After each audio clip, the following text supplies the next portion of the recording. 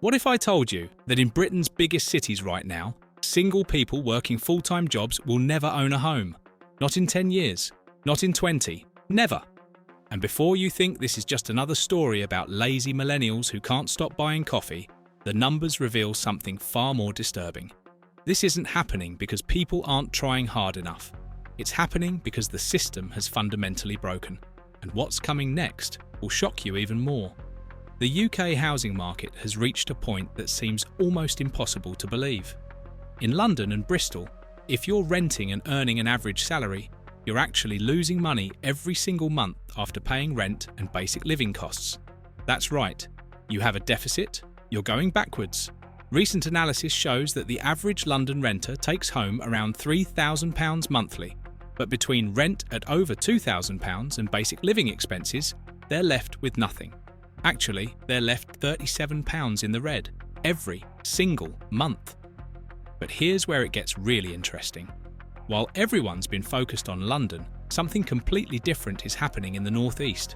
Property prices there have surged by over 14% in just 1 year. Meanwhile, London's barely moving at 1%. The housing crisis isn't what you think it is. It's not uniform. It's not simple. And the solutions being pushed by politicians? They're missing the point entirely. If you want to stay ahead of the latest UK property and housing news, the stories that actually matter, and the trends that will affect your financial future, smash that like button right now and subscribe to Property Reporter. We're cutting through the noise and bringing you the facts that the mainstream outlets won't tell you. Trust me, by the end of this video, you'll understand why everything you thought you knew about the housing market is wrong. The average house price in the UK right now sits at around £270,000. Sounds somewhat reasonable, right? But let's break down what that actually means for someone trying to buy their first home. The average first-time buyer deposit in Britain is now over £61,000. That's 20% of the purchase price. 20%. For most people in their 20s and early 30s, that figure alone is devastating enough. But in London, the average deposit has climbed to over £124,000, more than double the national average. Here's the reality that nobody wants to talk about.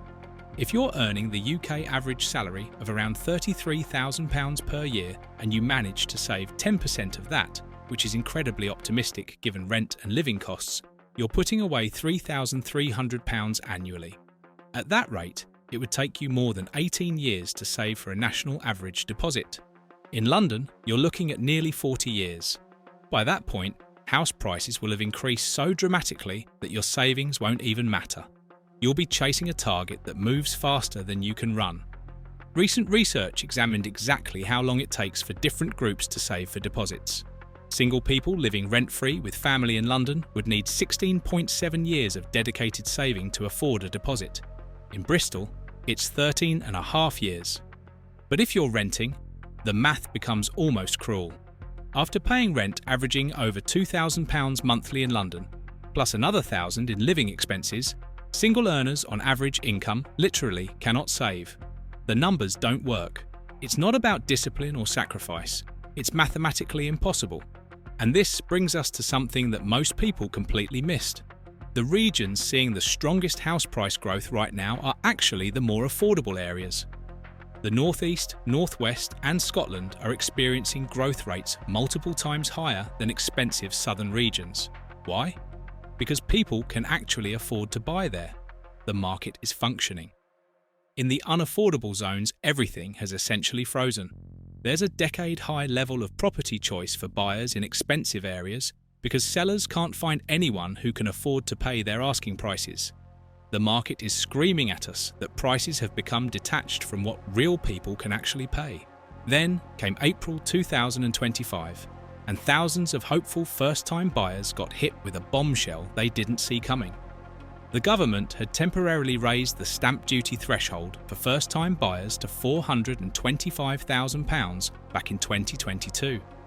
This meant if you were buying your first home under that amount, you paid zero in stamp duty. It was one of the few lifelines available. Everyone knew it would end eventually, but when it did, the impact was immediate and brutal. From April 1st, that threshold crashed back down to £300,000. Overnight, a first-time buyer purchasing a £400,000 home went from paying nothing in stamp duty to owing £5,000. For someone purchasing at £425,000, the bill jumped even higher. These aren't small amounts for people who've already stretched every penny to scrape together a deposit. For many, that extra £5,000 or £6,000 was the difference between buying and giving up entirely. The property market saw a massive rush in March as buyers desperately tried to complete before the deadline. Transactions spiked as people raced to get everything finalised. Then, in April, sales collapsed by 66%. That's the biggest drop following a stamp duty change in modern history. When similar changes happened before, the falls were around 50 to 60%. This was worse. Why? Because buyers are more cautious now. The economic backdrop is shakier. Wages haven't kept up. Mortgage rates, while better than their peak, are still significantly higher than a few years ago. People are tapped out. But here's what makes this truly revealing. The government knew this would happen. They announced it well in advance. The question is, what was the goal? Some argue it was a revenue measure, that the Treasury needed the extra stamp duty income. Others suggest it was meant to cool an overheating market. But cooling what market? The affordable end where first-time buyers operate has been struggling, not booming. The only segment that's been consistently strong is the luxury market, where wealthy buyers, often international, continue purchasing regardless of tax changes. So who really benefited from this policy shift? Not the young families trying to get on the ladder. The stamp duty change exposed something deeper. The housing market has split into two completely separate worlds. In one world, wealthy buyers continue transacting, often purchasing multiple properties, barely noticing tax increases.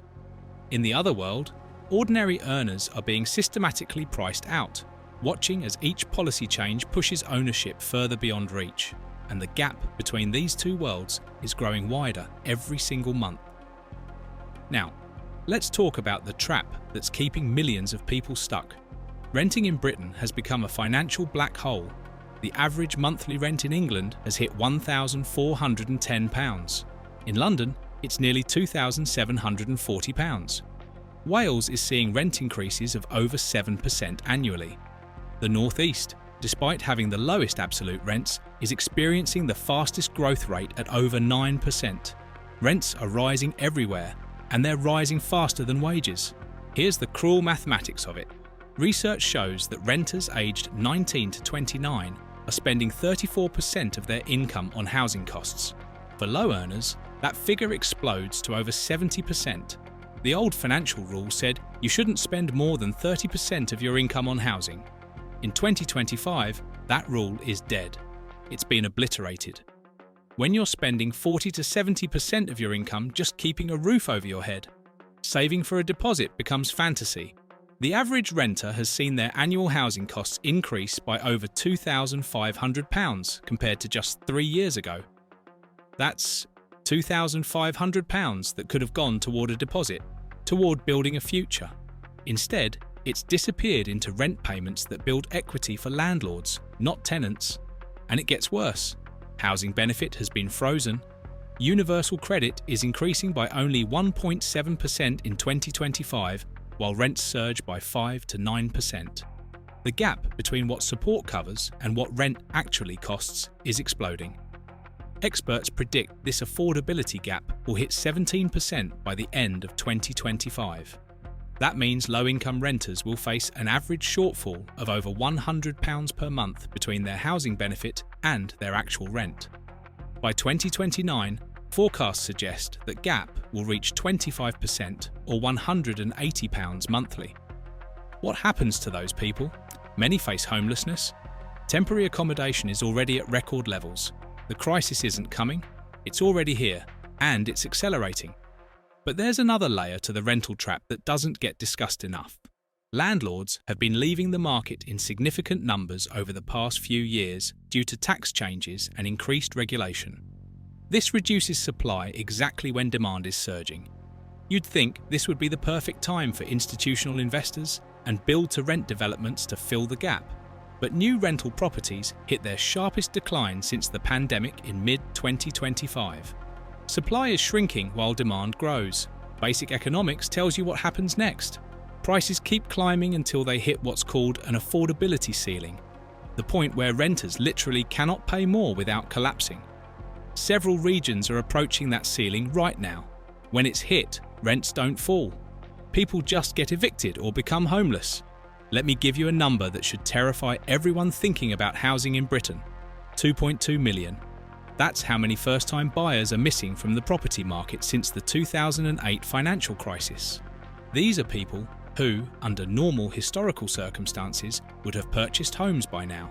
They had jobs, they saved what they could, they did everything right. But the system failed them. The market moved beyond their reach and they got left behind. The average age of a first-time buyer in England is now 33 years and 10 months. A decade ago, it was a year younger. In 2007, before the financial crisis, it was more than 3 years younger. People are being forced to wait longer and longer, watching as property prices climb while they try desperately to save enough for a deposit.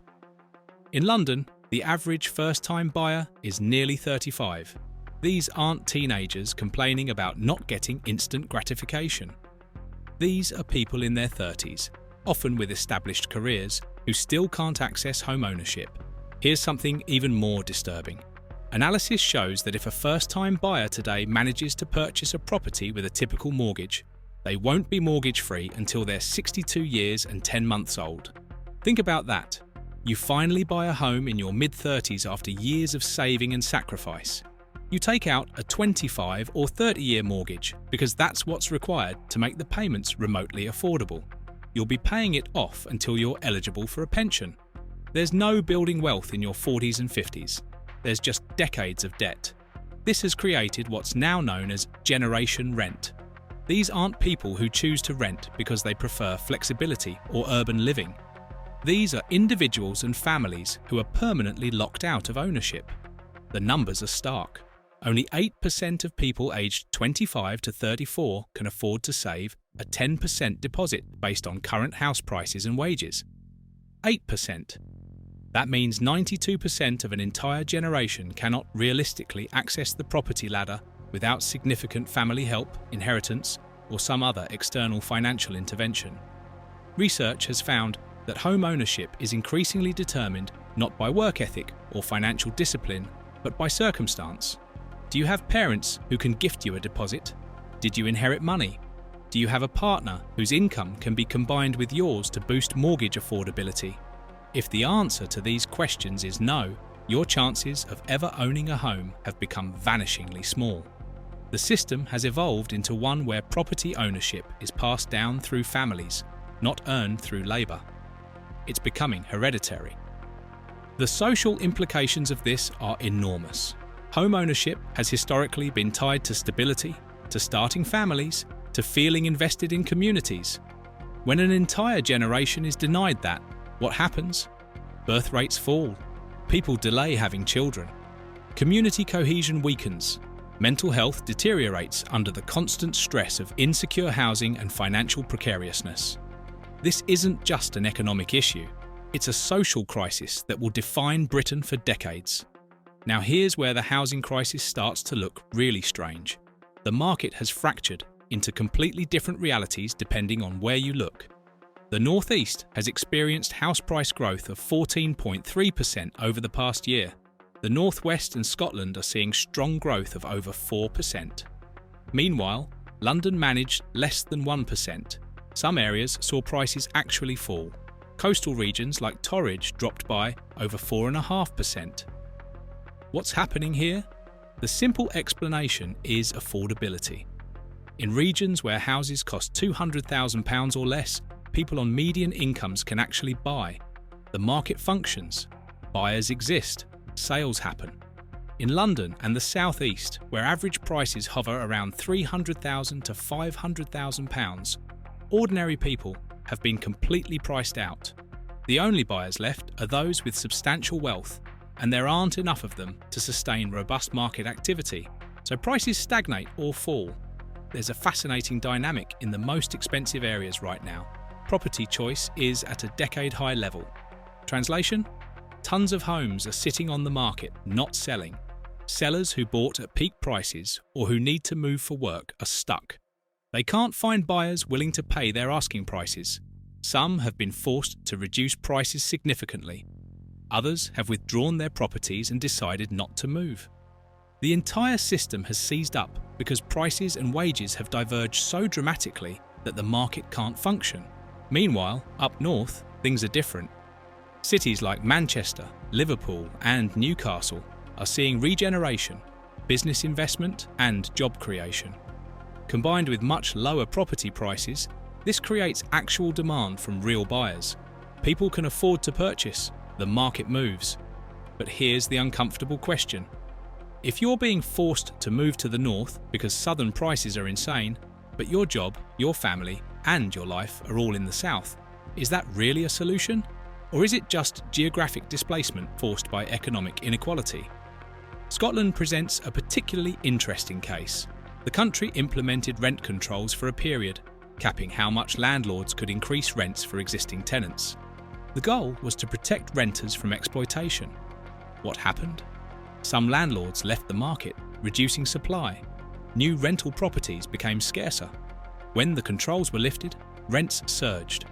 The policy was well-intentioned but struggled against the fundamental problem of insufficient housing supply. You can regulate prices all you want, but if there aren't enough homes for everyone who needs one, the underlying crisis remains. Late 2025 saw something unusual happen in the UK property market. Activity ground to a halt about 6 to 8 weeks earlier than the usual pre-Christmas slowdown. Why? Budget uncertainty. The government had announced a major budget for November, and speculation was rampant about potential property tax changes.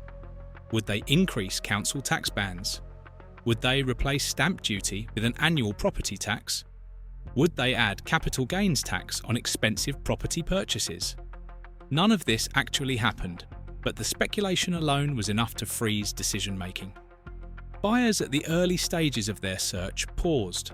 Why commit to a purchase when the tax landscape might change dramatically in a few weeks? Sellers held off listing properties for the same reason. Estate agents reported the sharpest drop in buyer demand and new listings in years. The entire market essentially stopped, waiting to see what the Chancellor would announce. This reveals something crucial about the current housing market. It's incredibly fragile. Confidence is brittle. People are so financially stretched, so uncertain about the future, that even the hint of policy changes causes them to freeze. Compare this to 10 or 15 years ago, when the market had momentum, when buyers felt confident about job security and income growth. Back then, speculation about tax changes might have caused a brief pause, but activity would resume quickly. Now, the pause extends for months. The market has lost its resilience because participants have lost their financial buffers. The political response to the housing crisis has been remarkably consistent across parties and decades. Build more houses, just build more. The current government has committed to building 1.5 million homes. Previous governments had similar targets. The logic seems obvious. If we're short on housing, build more housing. Problem solved. But there's a fundamental issue with this thinking that almost nobody wants to acknowledge. Britain is not an economy with unlimited, unused resources sitting idle. We don't have millions of construction workers twiddling their thumbs, waiting for someone to give them a job. We don't have vast stockpiles of concrete and steel gathering dust. Resources are finite, and they're controlled by people and companies that make economic decisions based on profit. If you're a construction company or a developer right now, what kind of housing are you going to build? Look at the economic landscape. Government finances are strained. The working class is impoverished. The middle class is squeezed. But the wealthy, they're doing better than ever.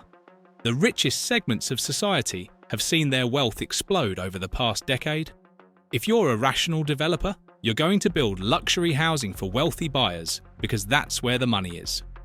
You're going to build penthouses, not affordable family homes. You're going to focus on central London, not northern towns. You're going to maximise profit, which means targeting those who can pay premium prices. For affordable housing aimed at first-time buyers, Developers will use the cheapest materials and methods possible because they know buyers have no leverage. People desperate to get on the property ladder will accept whatever they can get. This leads to a race to the bottom in terms of quality. Remember the Grenfell Tower disaster? That exposed how corners had been cut on building safety across the country. Affordable housing developments were using dangerous materials to save money. That's not an accident. That's the logical outcome when you tell developers to build cheaply for buyers who can't afford to be choosy. So when politicians say, build, build, build, the question becomes, build what, for whom, and with whose money?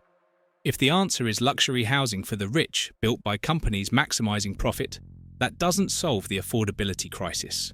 It makes it worse by consuming resources that could theoretically be used differently. And the idea that we should just slash regulations and planning requirements to speed up building, that's how you get Grenfell. That's how you get unsafe, poor quality housing that will become slums within a generation. There's another problem with the build more narrative. Asset prices have been rising across the board for years. It's not just housing. Gold prices have more than doubled since the start of the pandemic. Stock markets are at all-time highs. Land prices have surged. Luxury art, classic cars, farmland, every hard asset you can name has increased dramatically in value. If the housing crisis were truly just about not building enough houses, why would all these other assets be skyrocketing too? The uncomfortable answer is that this is fundamentally a story about wealth concentration and inequality. When a small segment of society accumulates vast amounts of wealth, they invest it in assets. They buy property, stocks, land, gold, anything that holds value. This drives up asset prices across the board. Ordinary people find themselves competing with billionaires and multimillionaires for ownership of homes. It's not a fair competition. It was never going to be a fair competition. The idea that you can build your way out of this without addressing the massive wealth inequality driving it is fantasy. Look at the rental market dynamics right now. Rental yields for landlords have climbed to 6% nationally, with some regions exceeding 7.5%. Returns have improved significantly over recent years as rents have surged while house prices grew more modestly. This has attracted more buy-to-let investment. The number of new buy-to-let mortgages increased by 60% in the year leading to early 2025. Wealthy individuals and institutional investors are piling back into rental property because the returns are attractive. What does this mean for renters and first-time buyers? It means they're competing for properties against people who can afford to pay cash, who can offer over asking price, who don't need mortgages. They're competing against investors who view housing as a financial asset, not as homes. The more concentrated wealth becomes, the more this dynamic intensifies. Every property purchased by an investor is one less property available for someone who wants to actually live in it. Some will point to the government's various schemes aimed at helping first-time buyers. The Mortgage Guarantee Scheme allows deposits as low as 5%. Sounds helpful, right? But a 5% deposit on a £300,000 home is still £15,000. And it comes with significantly higher mortgage rates because lenders view low deposit mortgages as riskier. Your monthly payments end up higher, eating into your already limited income. And you need to be able to borrow at least 4.5 times your salary, often more. For someone earning £33,000, that means borrowing about £150,000, which only gets you a modest property even in cheaper regions. There was brief excitement when Yorkshire Building Society launched a 1% deposit mortgage. You could buy a £500,000 property with just £5,000 down. Sounds revolutionary. But you need to earn over £100,000 annually to qualify for the borrowing required. How many first-time buyers are earning that? It's a product designed for high earners who perhaps spent money on other things and didn't save a traditional deposit, not for ordinary people struggling to get on the ladder. It's a marketing headline that doesn't solve the real problem. Here's what 2 decades of research and data have made abundantly clear. The UK housing affordability crisis is not primarily a housing crisis. It's a wealth inequality crisis that manifests most visibly in housing because everyone needs somewhere to live. When wealth concentrates in fewer hands, those hands buy assets. Housing is an asset. The wealthy buy housing, either directly or indirectly through mortgage lending. This drives up prices. Ordinary people get outbid, they get priced out, they lose. Historical data supports this. After World War II, Britain experienced a long period of relatively high equality by historical standards. During those decades, housing was affordable. Working-class people could buy homes. The system functioned. Then, starting in the 1980s and accelerating after 2000, inequality began rising sharply. The wealthy got dramatically richer. Asset prices began their long climb. Housing affordability deteriorated in lockstep with rising inequality. It's not a coincidence, its cause and effect go further back. In the Victorian era, when Britain had extreme inequality, housing was not affordable for ordinary people. Workers lived in slums or cramped tenements. Home ownership was the privilege of the wealthy. We had a brief historical moment of broad-based home ownership in the mid-20th century, but that was the anomaly, not the norm. As inequality returns to Victorian-era levels, so does Victorian-era housing unaffordability. History is repeating because the underlying economic structures are reasserting themselves. The shape of British cities is changing because of this. Historically, when a country has extreme inequality, you get very different urban forms than in equal societies. In equal societies, workers and consumers are the same people, distributed relatively evenly. Cities develop with mixed neighbourhoods because everyone has some money, everyone needs services. But in highly unequal societies, wealth and consumption concentrate in a small elite. Workers need to live near that elite to access jobs and money. This creates cities with ultra-luxury centres surrounded by vast sprawls of poor quality housing. It's the model you see in many developing countries. London is increasingly moving towards that model. Luxury developments in zones 1 and 2, expensive commuter towns for the moderately wealthy, then rings of increasingly dense, low-quality housing in outer boroughs as developers pack people in cheaply. Some policy experts argue for aggressive house building in outer areas and new towns to ease pressure. But without addressing inequality, this just creates segregated geography. The wealthy stay in desirable central areas. Everyone else gets pushed to peripheries with limited infrastructure, poor transport links, and cheap construction. It's not solving the crisis. It's managing the crisis by spatially separating winners from losers. The budget speculation that froze the market in late 2025 wasn't baseless paranoia. Governments around the world are wrestling with how to raise revenue without further destroying economic growth. Property taxes are attractive because property can't move.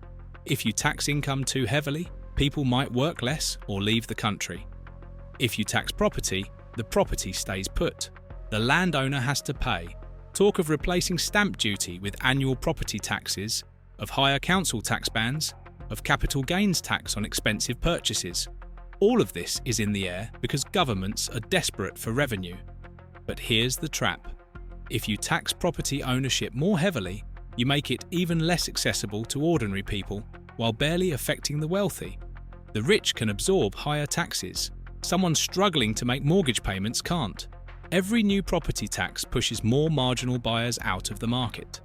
It might feel good politically to tax property because it seems like taxing wealth, but unless structured very carefully, it ends up taxing aspiration while leaving concentrated wealth largely untouched. What would actually help?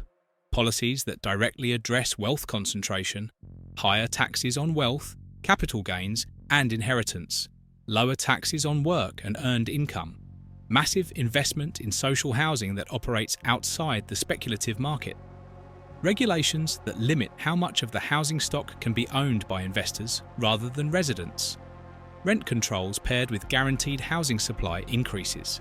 These are difficult, complex policies that face fierce opposition from wealthy interests. So they don't happen. Instead, we get build, build, build, which sounds simple but doesn't address the core problem. The UK housing crisis is at an inflection point. The system has broken down to such an extent that it's no longer functioning as a market in many areas. Buyers don't exist at current prices, sellers can't sell, renters can't afford rents but have no alternative. First-time buyers are locked out entirely unless they have family wealth. Each year, millions more people fall behind. The 2.2 million missing buyers since 2008 will become 3 million, then 4 million. The age of first-time buyers will keep climbing. Generation rent will become the permanent reality for larger and larger portions of the population. What happens when home ownership becomes the exclusive preserve of those who inherit it? When property ownership is passed down through families rather than earned through work, you get a society divided into a property-owning class and a permanently renting class. The property-owning class accumulates wealth through asset appreciation. The renting class pays rent to the property-owning class, transferring wealth upward. This isn't capitalism in the traditional sense of rewarding productive work. It's rentier capitalism, where wealth comes from ownership rather than labour. The political implications are profound. Historically, home ownership created political stability. People with mortgages and property had a stake in the system. They voted for continuity and gradual change. What happens when half the population has no property and no realistic prospect of ever getting any? Political volatility increases. Support for radical change grows. The social contract phrase. We're seeing early signs of this already. Younger generations vote very differently from older generations, and housing is a major driver of that divide. Britain is not alone in this. Similar dynamics are playing out across much of the developed world. Vancouver, Sydney, Auckland, San Francisco, all facing versions of the same crisis. Young people priced out. Wealth concentration driving asset prices beyond reach. Governments struggling to respond effectively. The crisis is global because the underlying forces, rising inequality and wealth concentration, are global. Any solution has to grapple with that reality. So where does this leave us? The average house price in the UK is £270,000. The average first-time buyer needs over £60,000 for a deposit. In London, that climbs to £125,000. Rents are consuming 44% of wages, making saving impossible for most people. Stamp duty changes in April 2025 added thousands in costs for first-time buyers. 2.2 million potential buyers have been locked out since 2008.